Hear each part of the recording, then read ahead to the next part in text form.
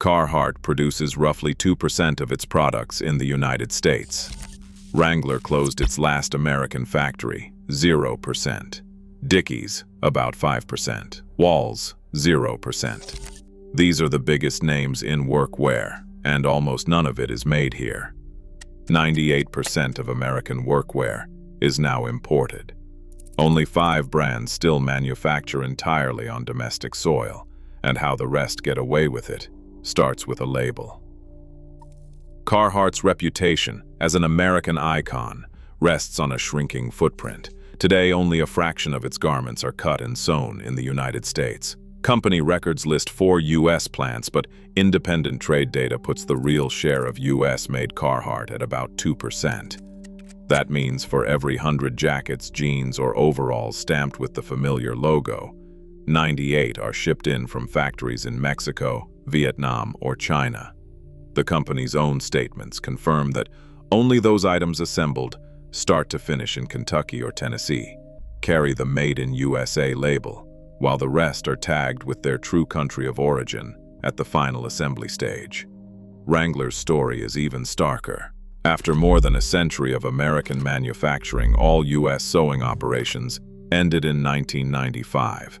The Rooted collection, Wrangler's last attempt at a domestic line, was quietly shut down in early 2024. Since then, not a single Wrangler garment has been produced on U.S. soil. Every pair of jeans, every work shirt now comes from overseas. No U.S. labels, no exceptions. The numbers are clear. Carhartt, 2% domestic. Wrangler, 0. These are not rounding errors. They are the reality behind the labels and the myth of American-made workwear. Dickies, once a staple of American factories and farms, now produces only about 5% of its garments in the United States. The remaining 95% comes from Asia, with China, Vietnam, and Bangladesh filling the bulk of Dickies' supply chain. Company records confirm that only a handful of high-visibility and flame-resistant items are cut and sewn domestically, mostly for government contracts or industries with strict safety standards. The rest, work pants, jackets, shirts, are imported and labeled accordingly. Walls, another VF Corporation brand, has eliminated all U.S. manufacturing. Every Walls product is stitched overseas, with not a single domestic plant listed in the company's disclosures. Import data from the U.S. International Trade Commission matches the story. 100% of Walls garments enter the country as imports, mostly from Vietnam, Bangladesh, and India. The Federal Trade Commission's rules allow brands to use phrases like "Made in USA" only if virtually all components and labor are domestic. But the law also permits qualified claims such as "Assembled in USA" or "Made in USA with imported parts" that can blur the line for buyers. That gray area lets brands keep an American image even as the real work moves offshore. Today, government trade reports show that 98% of all apparel sold in the U.S. is imported. For workwear, that means the American label is now the exception, not the rule. The gap between branding and reality is not an isolated case, it's the system.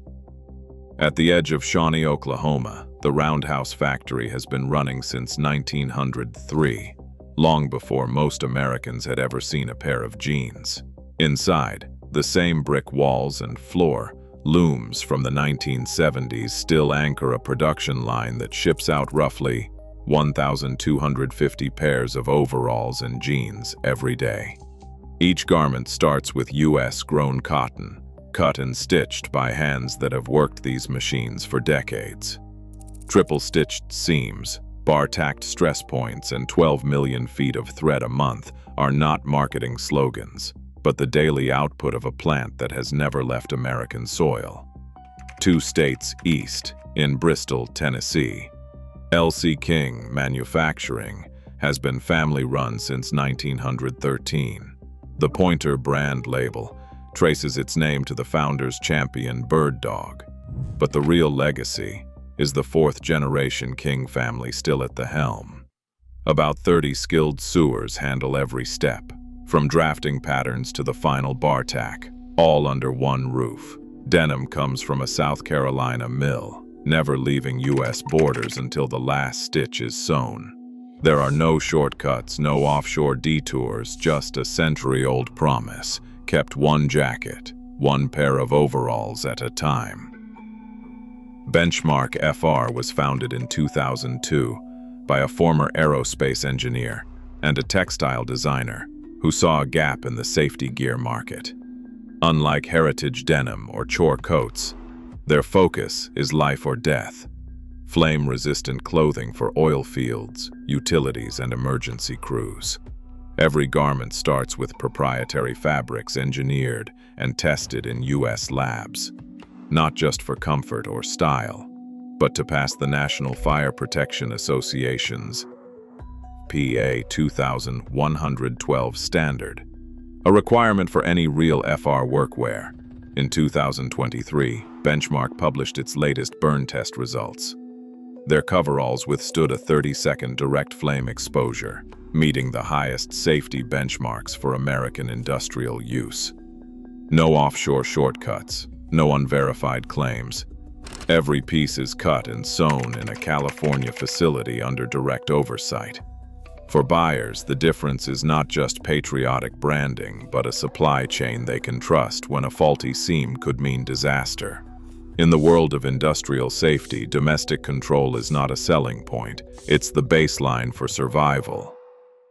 Camber USA and Union Line round out the short list of workwear brands that have never left American soil. Camber, operating from Norristown, Pennsylvania since 1948, runs a different playbook than most.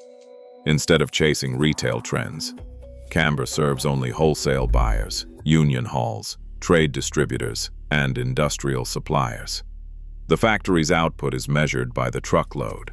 Up to 3,500 heavyweight cotton t-shirts and sweatshirts leave the plant each day, destined for crews who expect garments to last. Internal durability tests show Camber's shirts outlast most imports by 2 to 3 years, and the label on every piece reads, "Made in America." No qualifiers, no fine print. Union Line, founded in 1907 by the Reuben brothers, is built around a principle that is almost vanished from the industry: union labor. The company employs around 45 unionized stitchers in Kansas City, producing classic work shirts, jackets, and pants. Every garment carries a union-made badge, and every paycheck reflects collective bargaining wages. Weekly production averages 4,200 units, distributed through catalogs and union-focused retailers. For both brands, the business model is clear: volume for Camber, solidarity for Union Line. Together, they prove that American manufacturing isn't just a story of nostalgia. It's a matter of numbers, contracts, and the stubborn refusal to compromise on where and how a product is made. In 1994, the North American Free Trade Agreement took effect, opening the door for American garment companies to move production across borders with no tariffs. Within a decade, the U.S. apparel workforce shrank from 1.4 million to under 100,000. Census records and labor statistics show a collapse that was both sudden and permanent. Factories that had run for generations in North Carolina, Tennessee, and the Midwest shuttered one after another, leaving behind empty mills and entire towns stripped of their main source of income. By 2024, fewer than 1 in 100 original jobs remained, and most of those were tied to the handful of brands that refused to offshore. The numbers are not abstract. They represent hundreds of thousands of families who once depended on union contracts and steady shifts. Today, the label "Made in USA" is a rarity, not a standard. For buyers, the cost of American-made workwear is not just a price tag, it's the wage that kept those jobs at home, now visible only in the premium paid for the real thing. A pair of American-made overalls costs more than its imported twin for one simple reason: the price is the wage. Every extra dollar goes straight into the hands of a worker in Shawnee, Bristol, Pennsylvania, or Kansas City. Not a distant factory where labor costs are a fraction of US rates. The average American garment worker earns about $25 an hour. Overseas, that number drops to $6 or $7. That gap is visible on the price tag, but it's also the difference between a living wage and a race to the bottom. For most buyers, the sticker shock is real, but there's a group who refuses to compromise. Union halls that only stock Camber or Union line, utilities and oil companies that trust Benchmark FR for safety, and tradespeople who want the real thing, not nostalgia. These brands aren't chasing trends. They're carrying on over 500 years of continuous American manufacturing. The higher price isn't just for a label. It's the cost of keeping jobs, skills, and heritage alive on home soil.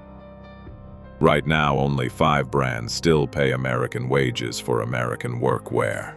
Every imported label is cheaper because someone else bears the cost. The truth sits on every tag. The gap isn't just dollars, it's livelihoods. Real made in USA means real jobs, or it means nothing at all.